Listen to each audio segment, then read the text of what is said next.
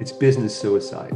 I mean, if you're not going to be flexible, your people aren't going to come back to you. And you know what? It's happening. You see it. You see the companies that order them back, they have a 15 or 20% reduction in their workforce because people aren't coming back. So why put them in a situation where it's choose me or them? Put them in a situation where you've got choices. Welcome to the Agile Digital Transformation Podcast, where we explore different aspects of digital transformation and digital experience with your host, Tim Butera, Content and Community Manager at AgileDrop. Hello, everyone. Thanks for tuning in. I'm joined today by Brad Tornberg, founder of E3 Consulting Partners and published author of Business Fitness Revolution. He's also a Microsoft certified professional and has over 35 years of experience in management and software consulting. In today's episode, Brad will be telling us more about business fitness and why it's become so crucial for businesses in recent times. Welcome, Brad. Thanks so much for being with us today. It's really great having you as our guest.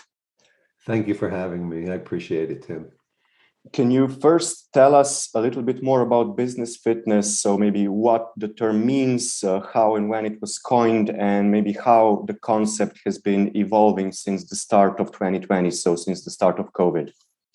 Great. I like to tell the story of how it came to be, the evolution of it.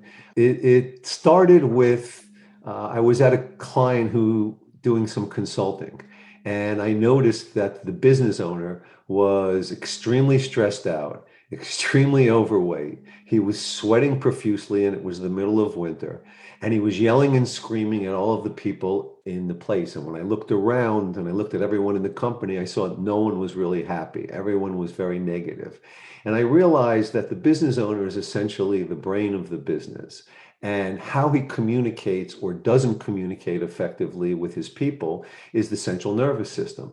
So from that blog article, I came up with the idea of comparing each of the systems in the business body with the systems in the business body. For example, the circulatory system, how well transactions flow through an organization, what's the cash flow of the business, the digestive system. We take in all of this information and we get rid of the garbage, but the stuff that's useful to the business body, we have to keep and we maintain. So it started with one chapter, and then every week I started writing another blog, and eventually it became a book, The Business Fitness Revolution. And then that was back in 2015, 2016, when I actually put it together. And then I wrote the book. It was done in 2018. And I always wanted to produce an online course. And what I did was I went to a professional who does it and put together the course. It's 13 chapters. There's workbooks and things in there. There's bonus chapters. But the idea is, the concept is to help the business owner and the business both achieve peak performance for themselves and their business. So that's how it kind of came to be. And, my background is I have a background in IT consulting, which is mostly business applications. I also owned a marketing business for a period of time called Duct Tape Marketing. And I do general business consulting. When I used to come in and help solve the business problem, they would say to me, "You really seem to know what you're talking about. Can you help us in other areas?" So it became kind of viral like that. And what this course really is 35 years of me making mistakes and getting it right and trying to empower the people that are going to work with me or that are going to take the course to not make those mistakes and actually scale their business up quickly. That's an awesome mission about utilizing your past mistakes so that other people don't have to make it, and an awesome origin story, because I think that with these more abstract business and especially digital concepts, it's sometimes hard to really understand and grasp them if you don't have a kind of analogy with something that's more familiar to them. So, kind of comparing different business processes to different body processes, I think that must have been a super valuable and popular series. It is, especially since, to the most layman, the concept of digital transformation or digital technology is this vast idea. And what does it specifically mean for the business? And how do they apply it to their business, and what are the things that they should be looking to do and they should be looking for. And I get those questions asked all the time because people read, and a buzzword becomes popular and people want to understand what that buzzword means to them within their business. So how exactly does business fitness benefit a business? Well, by working on the overall health of the business owner and the business itself, we're trying to get them to achieve that peak performance. And what it is it's a holistic method in terms of making the people feel involved in the process. I mean, it's really important today, right? There's a shortage of quality workers that are available in the space, and it's really crucial and important for people to feel that they're a part of a company. So by bringing them into the fold of how do we make things better and improving, you're going to reduce turnover. And right now, that's one thing that businesses all over the world are looking to do. How do I keep my people in my business?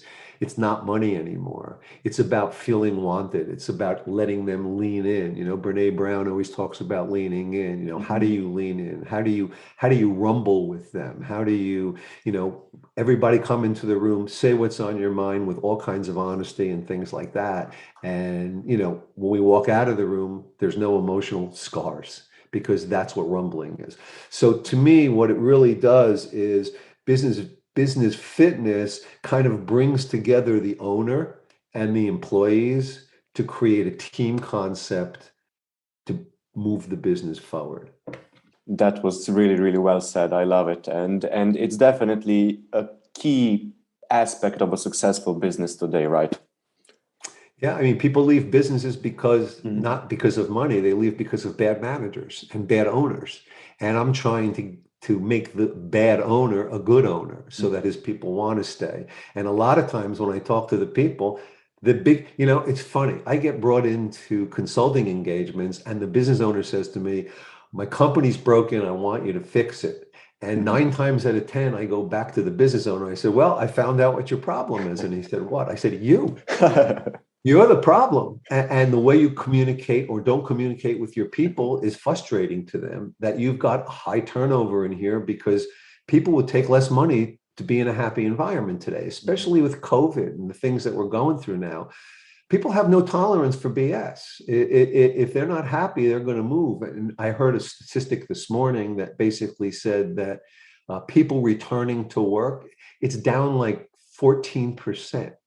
I mean, people are just not going back to work. Retirees who sometimes go in, even after they retire and pick up work and things like that, they're not going to do it anymore because they just don't want to deal with all of the garbage that they have to deal with today. So it's really important that you focus on your employees and their wellness and fairness to those employees and making them feel that they're a part of a family, a bigger thing. Yeah, it's definitely true that business fitness is right now and will become even more important and probably more talked about. I think we're just now talking about it pretty early on, and I think it still has a lot of room to grow and for companies to see how it can benefit them.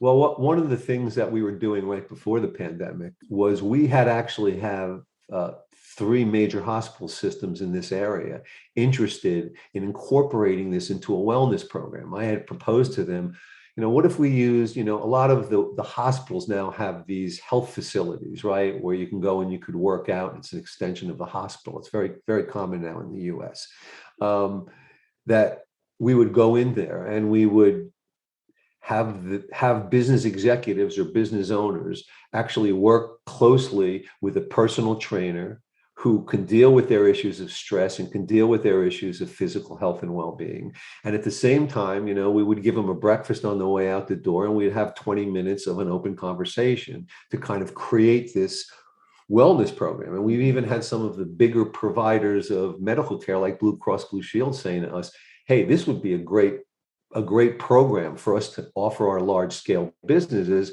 and to attract other businesses in, because we're going to work with their C-level executives and help improve them. So the idea was really well received, and unfortunately the world shut down. But when this is over, we plan on going back to that more in-person kind of concept where the executive comes in, like, I get up at 4 a.m. and go to the gym. I'm not expecting them to get up at 4 a.m, but 6 o'clock in the morning, they can do this. They can make it part of their day. They walk out with egg lunch, an apple, a couple of healthy foods, and they go on with their day. And that's what the concept is that, like, you get up in the morning and you brush your teeth, you should get up in the morning and you should have a good workout, because that's what gives you your energy. That's what gives you your enthusiasm. That's what you walk into business and you're ready to rip the face off the world. So it's the way I've lived for the last 35 years. And I want other people to live that way, because they can see that achieving peak performance only happens when they themselves are at peak performance. And it won't only positively impact their business performance, but their overall life, basically. And that, you know what? And I say this to business owners, I say, how'd you like to live another 20 years? Think about how much more money you could make in those 20 years. And if you don't want, think about how much you could enjoy your retirement in those 20 years. So yeah, it's a lifestyle issue. It's a quality of life. And today, I think with what's happened in the world, everybody is now making this monumental shift to realization that this is something that they have to do. It's called self-care. They have to take care of themselves because no one else is. Yep, perfectly said. And yeah, another huge change that's going on in the world right now is this accelerated digitalization. So more and more people relying on digital technologies and whatnot. So how does this factor into business fitness? How can digital technology help with business fitness?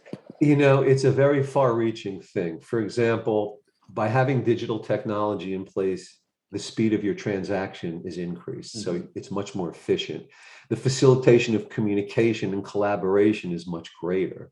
People talking to one another through Teams and Zoom and other things. So the ability to have that constant touch point is crucial in terms of making the business fit and providing communication between everyone. Process reinforcement. When you implement digital technology, chances are you're going to have an electronic process of how things happen. And having that documents, by documenting that, the process ramp up time is quicker, the accuracy in transactions is greater, and your employees are happier because the mundane tasks, they're not doing it. And when you look at the way digital technology is going today with things like robotics and artificial intelligence and the ability to scrape papers and scan them and read intelligence off the fields, you're removing from employees the mundane tasks that people don't like to do. And you're allowing them now to move into other roles that gives them the perception or the reality of being more important, adding more value to the business, things like that. According to a study by MIT, and I read this the other day, it was by MIT Sloan Management Review and Deloitte, 91% of employees, they want transformation in the business because they believe that digital technologies have the potential to fundamentally transform the people in their organization work. But only 43% are happy with the progress so far. So it's something that's out there. It's something that companies, I work for Microsoft, we're pushing it and pushing towards it. And when we go out to customers, we preach it up and down. But the reality is people talk about it, but the implementation of it is much more difficult, much more expensive, and is a slow turn. It takes a while. You take parts of your business and you digitize those parts of the business. And then eventually at some point, if you're ahead of the curve, all of that business is digitized. So it's really important. And the other thing is there's areas that it really works, it's effective, like marketing automation, where you have processes and procedures and automations and measurements already built in. See, it's really about the data today. It's about gaining the intelligence from the data and being able to predict what's going to happen in the future. We run into this a lot now with supply chain planning, right? I mean, look at the world. I mean, you could look at a map of all the ships and you could realize there's more ships on the ocean than there are in port because they can't get into dock because there's no trucks to unload them and to move it throughout the country. That's a big area. And it just so happens I'm a supply chain specialist. Little did I know that I'd become the center of attention at Microsoft for all of this stuff. But the reality is you can automate sales. You've got project management, all of these tools, all of these things that are available to you in the digital world. And all of that data now becomes a repository for you to analyze and look at your customers and look at the items that you're selling and look at how long it takes to move something from one point to another. Looking at the effectiveness of a vendor that maybe in a supply chain crisis, I need to have 5 vendors, not 2 vendors. And then organizing projects around that, being able to collaborate and coordinate in a digital world is great because rapid information. If projects are going awry, how quickly can I get them back on track? What's my cost? Am I over budget or am I under budget? It used to be that, accountants would total all these things up. And by the time you got the numbers, guess what? It was too late. So having that information at your fingertips now has got tremendous value to it. Customer relationship management. What are your customers saying about you on your social media sites? What do they like about you? And more importantly, what don't they like about you that you need to change? Getting that feedback is an important way to mold and form your business so that it meets what the general public wants to see. I always talk about your business face and your business body, right? Which is, how do people perceive you? How do they look at you? And what do they say about you? And do you ask them what they say about you? Do you listen? So those things through digital transformation are easily available because you can call all of your social media sites, you can read all of the feedback, you can bring it all together, and you can start to generate, customer satisfaction scores, things like that. It also helps you position other products and other things that you might want to sell. And then because you have the cloud, you have that ability to work anywhere in the world that you are, including remotely. I mean, people say to me, how has it impacted you at Microsoft? And I say, it hasn't, because we were in the cloud to begin with. How it's impacted me is when I go to my customers, I'm not in person, although I'm starting next month with a customer in person, but through the use of collaboration tools like Teams and Office 365 and all of those things out there, I can comfortably work with my clients remotely like I can. Now, it took them a while to adjust, and it's taking a lot of people a while to adjust, but as far as I'm concerned, I was in it to begin with, so there's really no difference or no impact to me, other than I get tired of sitting in a chair for 8 hours or 10 hours a day. Speaking of remote work, obviously we've all been affected by it, and this has been a huge transition for businesses, and we're seeing even further developments for this now. So, what do you need to do?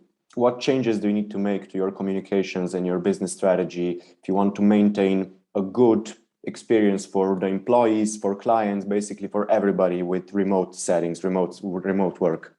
Well, I'll take the lessons that I've learned and talk about that. You need to have check-ins and you need to have feedback sessions with your people individually and as a team.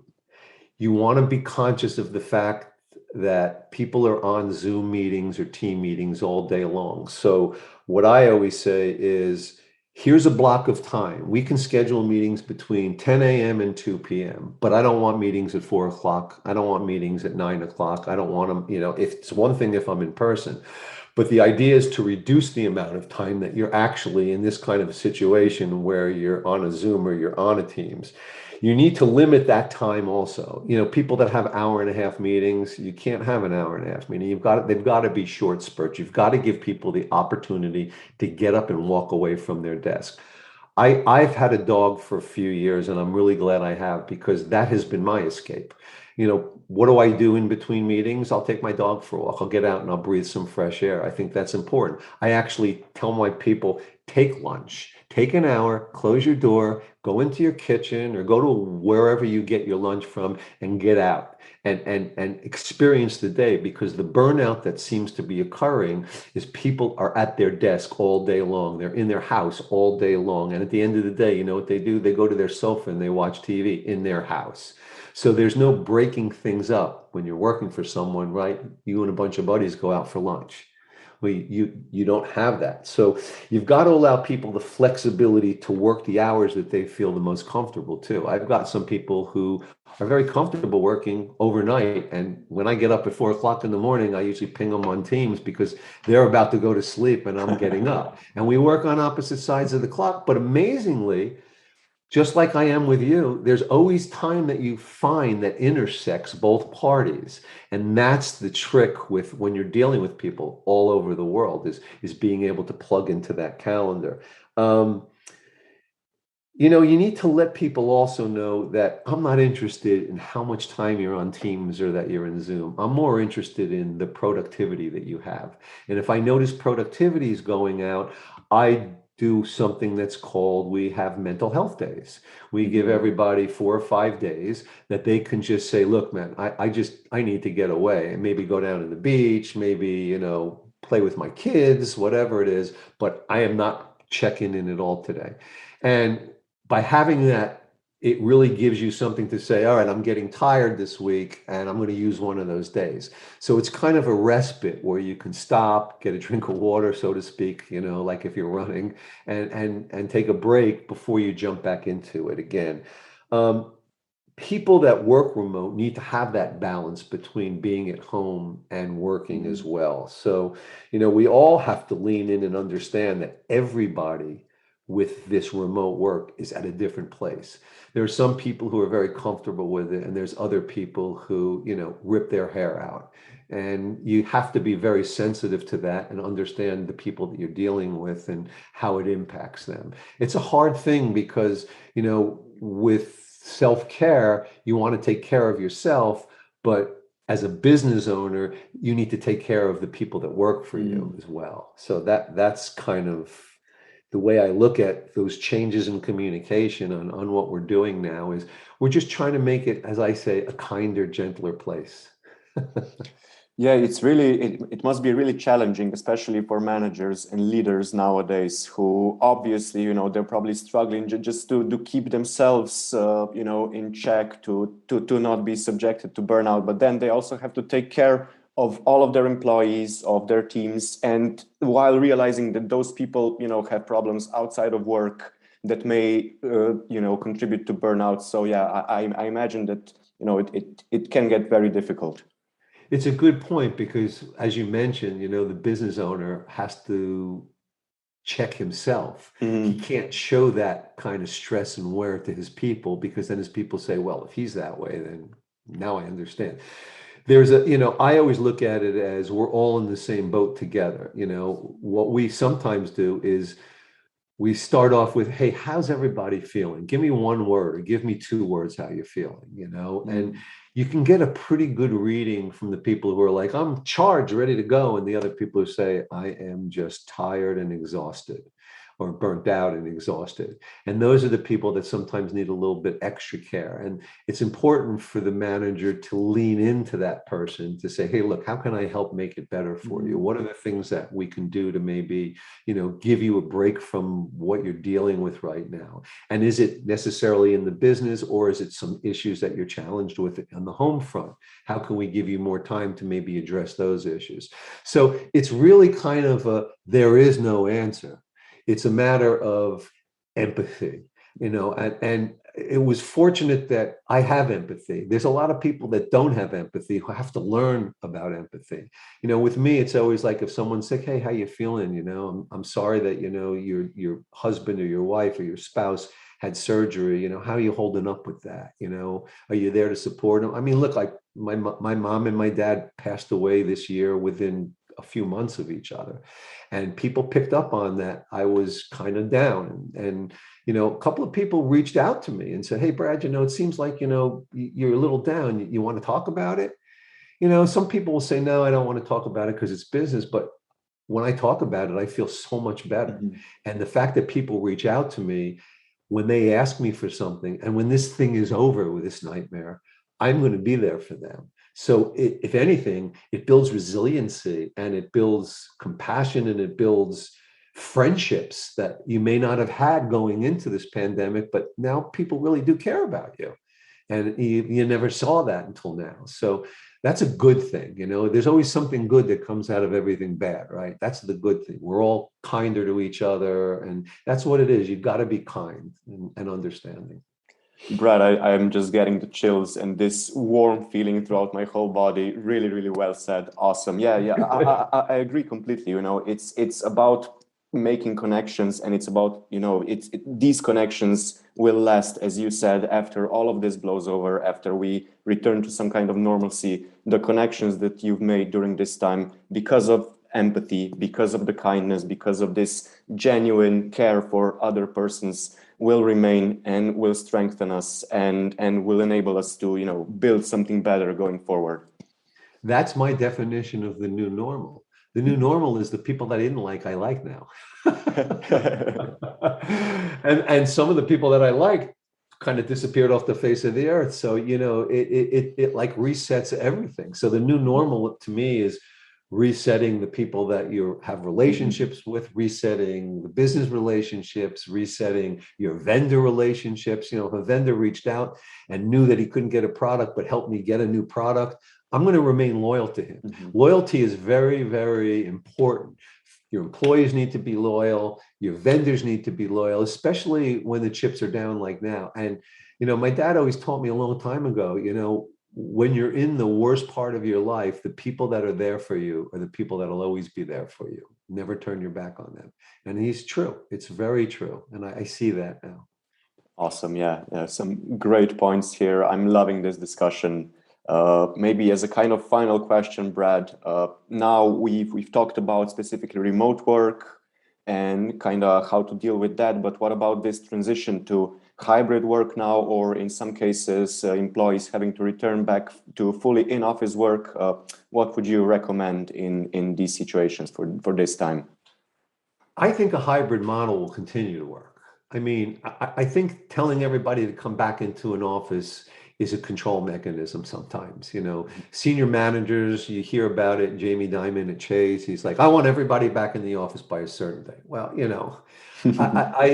I haven't put on a really nice suit, and I haven't put on a pair of slacks. I'm in a pair of jeans right now. I haven't put on a pair of slacks and a shirt, and I'm looking forward to that too. I like to be remote because I can accomplish more without having to travel. I can focus more on the things that I need to do. So from a preparation and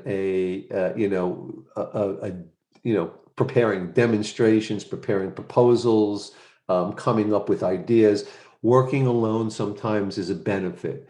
But I also find that when you're in the same room with people and you put a piece of white paper up on the wall, it's amazing the exchange and the flow of ideas that happen. And I think that we lost a little bit of our creativity by each of us being compartmentalized into our own little world. There's just something that happens. There's a chemistry that happens when you get people in a room. And when you're in front of a client, that chemistry, I tell people, I get on the phone, I say, I just want you to know that if I was doing this presentation in person, you would probably be a lot more impressed than you're going to be from this. Because when you look people directly in the eyes, when you're talking to them directly, when you're a guy like me who uses his hands when he talks and enunciates things, I mean, I in a room can attract an audience. On Zoom, it's like, it's not quite as effective. So I feel that the way to do it is a hybrid work, and let people come back to their world when they're ready. And if some people want to stay remote, let them stay remote. Because what will happen is crowd mentality will kick in. When they start to see that the majority of people are back in the office, they're going to start to say, I really need to be back in the office, and they'll naturally come back into the office. So be kind, be compassionate, be understanding. Some people are ready to come back the first day after COVID hit. I have a lot of friends I deal with who are like, I'm going crazy. I got to get back into the office. And then I have other people who actually go into the office now. They might be the only one there, but they say it helps them think better when they're in the office because they don't have to deal with any family issues. They don't have to deal with the dog barking. They don't have to deal with any of those things whatsoever. So, having that hybrid approach, I think, is going to be the most effective way to get your employees to come back to you. Because if you say to them, you have to come back in the office, Right now I'm seeing a big trend where when they're being ordered back into the office, they're going to new jobs. Mhm. Mothers who have children really appreciate this hybrid environment because they have the flexibility to take their kid to school in the morning, to pick them up at 3 o'clock in the afternoon. If the kid's sick, they can watch them while they're working. And their productivity isn't any less.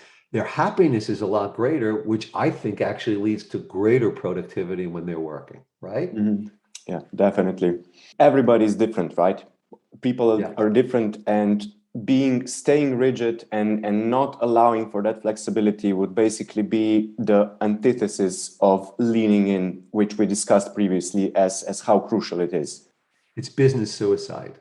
I mean, if you're not going to be flexible, your people aren't going to come back to you. And you know what? It's happening. You see it. You see the companies that order them back, they have a 15 or 20% reduction in their workforce because people aren't coming back. So why put them in a situation where it's choose me or them? Put them in a situation where you've got choices and we understand what it is. We'd like to have you all back by the first of the year. And if that's not possible, then speak to your manager, talk to them, explain to them why you can't. And if it's just a matter of accommodating someone because they just seem to have a better life if they're working at home, then let it be. And if there's times they need to be in the office, then they'll come into the office. Like I used to, I went out of the New York office with Microsoft. Okay. I also have my consulting business and I own other businesses. What I love about this is I could do 3, 4 different things at the same time because I'm not stuck in that one office.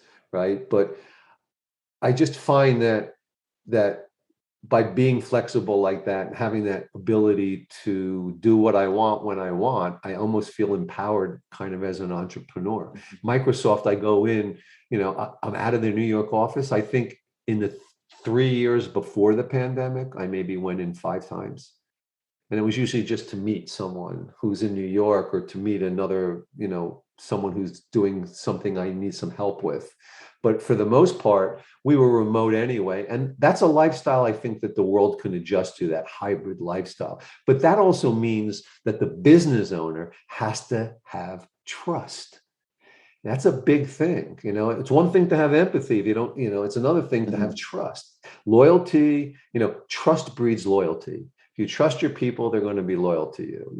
That's the way I'm the same way too. I'm loyal to anyone who I can trust. As soon as I don't trust you, you're gone. And that's an important thing for everyone to kind of understand. I think that's the perfect note to finish this episode on. Brad, just before we wrap things up, if our listeners wanted to reach out or if they wanted to learn more about you, how can they do that? My email address is btornberg@E3, businessconsultants.com. And you can reach me at my email, or I'll give you my cell phone number too if anyone wants to call me to talk, 732-735-6429. And it's the US, so I guess it's an 01 prefix for everyone who's in Europe and other places, APAC, Africa, wherever. Well, Brad, thank you so much for speaking with me today. It was an awesome conversation, both super enjoyable and very insightful. So thank you for being our guest today. Tim, thank you for having me. It's been a pleasure. Well, to our listeners, that's all for this episode. Have a great day, everyone, and stay safe. Thanks for tuning in. If you'd like to check out our other episodes, you can find all of them at agiledrop.com/podcast, as well as on all the most popular podcasting platforms. Make sure to subscribe so you don't miss any new episodes, and don't forget to share the podcast with your friends and colleagues.